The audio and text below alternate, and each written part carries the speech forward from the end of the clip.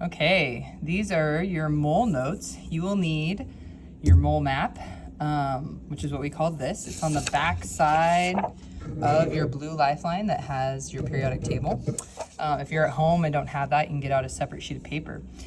We are going to focus on these spots right here.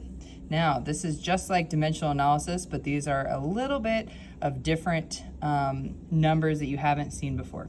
So let's first start with this idea, going from grams, which this is mass,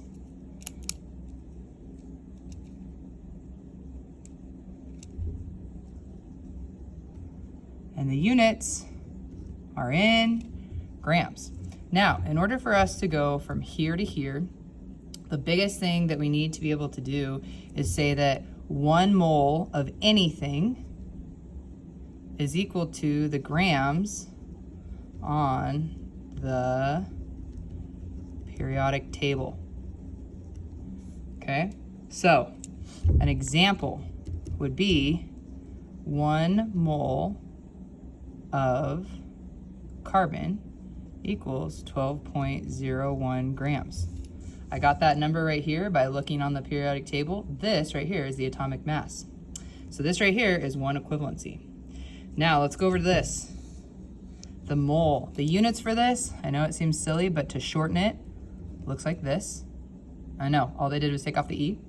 And another thing, this number right here is 6.02 times 10 to the 23rd. This is Avogadro's number. Now, to go from mole to liters, which liters, that's a volume.